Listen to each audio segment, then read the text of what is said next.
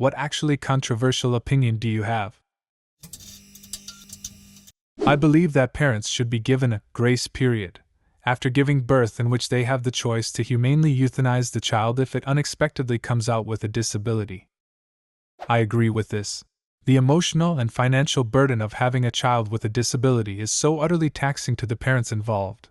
Why drag down two established lives to raise a child who will never be able to experience life fully?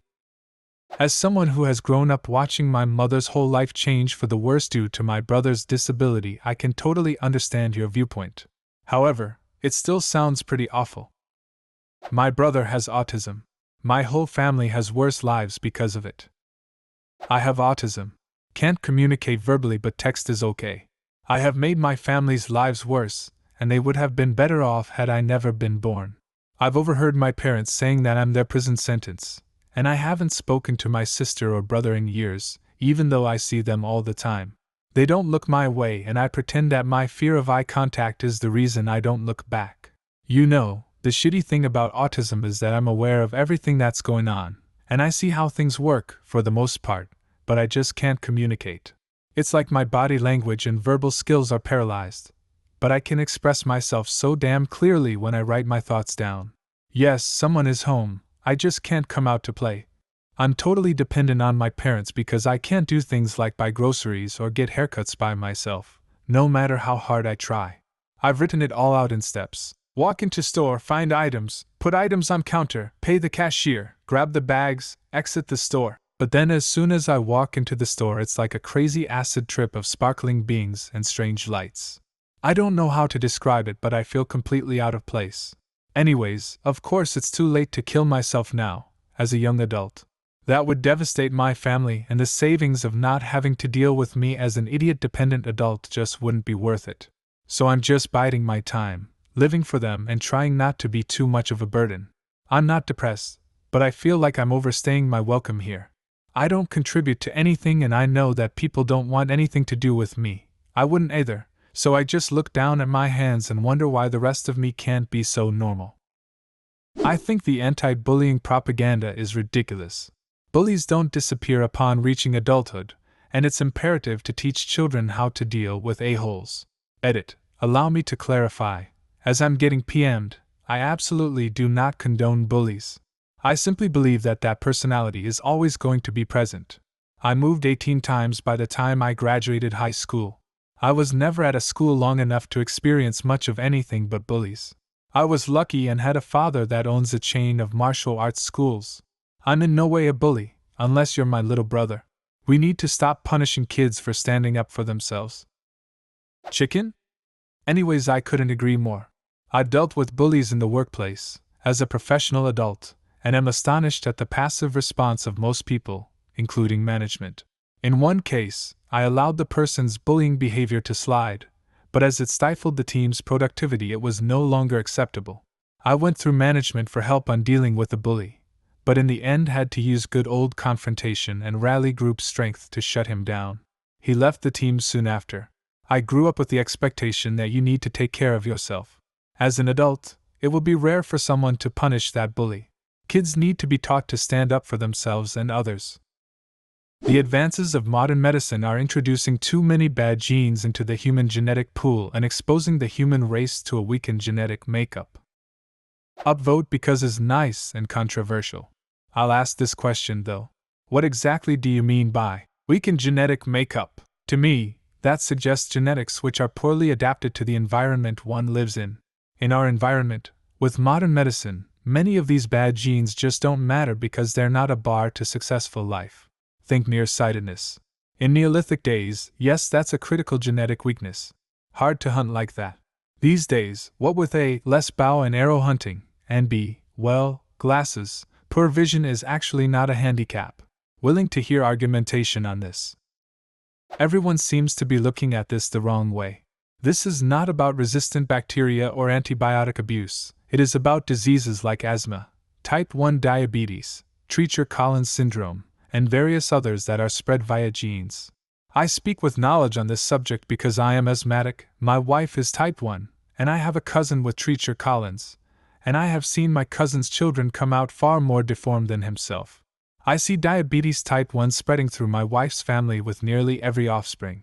Because of these issues, we have decided to not have children, but any offspring created from people like this live with a severely diminished quality of life. People with these diseases survive thanks to modern medicine, but in doing so, create offspring with these traits either existing or recessive in their offspring. You wanted controversial, how's that? I'm a supporter of gays and equal rights and absolutely hate the gay pride movement. It has become overly sexualized and annoying. I can honestly see why so many in the anti-gay community consider it a perverted lifestyle. We also put a lot of emphasis on propping up gays and lesbians as if their life is something abnormal. We're made to think that it's different in such a way that people need special therapy and support just to deal with it. Fact is that there's nothing special about it. You're gay or you're straight, and who the fuck cares? I believe that some people are simply not meant to be great, or even successful. Not that those who aren't are wasting their potential, but they simply don't have what it takes, either the intelligence, the charisma, or the willpower. Some people are simply meant to be working the checkout line, and that's okay.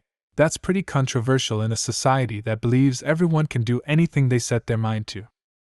I think is an American mentality. Everyone will succeed if they try. The truth is, only a few will succeed. There are a bunch of factors to take into account. The probability of a child, who lives in poverty and attends a school that underperformed, will grow up to be an astronaut is highly unlikely. I think the reason why America has that mentality because this is a country known to be the land of opportunity. The older I get, the more I have seen absolute idiots become successful armed with an unyielding definition of purpose. Hard determined work will outperform intelligence and skill set in the long haul. Most of us are lazy, wasting time on Reddit instead of actively pursuing what we truly want. Soldiers aren't automatically heroes. As a veteran, I agree with you.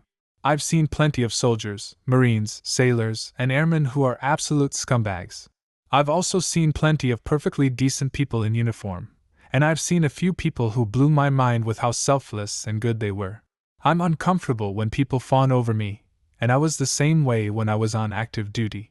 I sat at a desk for 5 years, never deployed, and don't agree with any hostilities we've engaged in as a country in decades. I wore a uniform and had a decently paying job for that long because I wanted to get my college education for free. I am no hero, nor are 99% of people in the military. If women have the right to choose to be parents, so do men. A guy should be able to waive all parental rights and responsibilities. But it's a one-way street. Once you give them up, you can't get them back without the mother's consent. I agree. The idea that a woman could lie to me about birth control, or even willfully tamper with condoms, etc., impregnate herself and have a child without my knowledge or permission, and then expect me to support it for life, possibly with limited ability to even interact with it, is appalling. If an effective male pill existed, or vasectomies were 100% reversible and less invasive, I would completely disagree with you.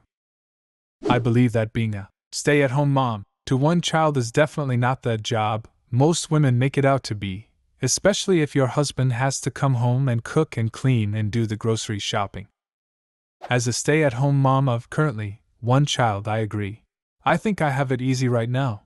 I always tell my husband that even on rough days with my son, at least I can be in my pajamas.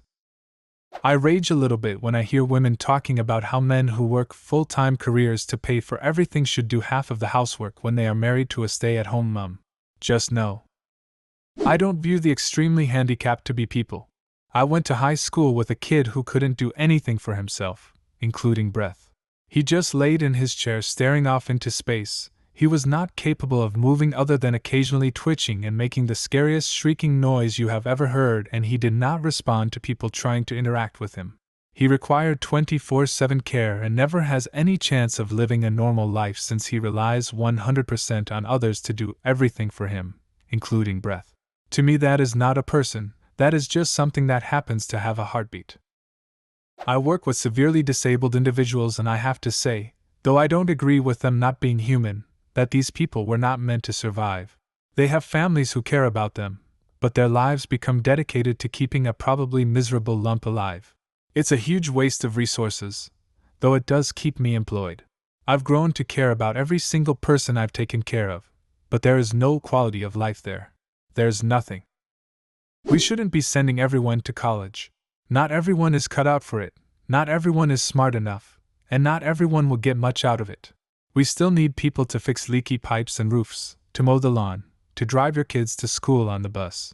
If you want to go to a trade school to be an auto mechanic, and that's your thing, more power to you. Do what you love and do it well. If you want to get a job out of high school instead of continuing your education, you should be able to do that, without scorn or unsolicited advice, encouraging you to go study somewhere you don't want to go, taking on debt you may not be able to repay. The push to send everyone to college no matter what is ridiculous. I believe everyone should have an equal opportunity to go to college, but they definitely shouldn't be failures if they can't or don't want to. The rate at which a man dies at the hands of another man is the lowest it has ever been, yet people insist on saying, "What is this world coming to?" Whenever there's a murder, people kill other people. It sucks, but it happens and it's nature. What controversial opinion do you have? Leave a comment and subscribe to the channel if you want to see more videos like this one.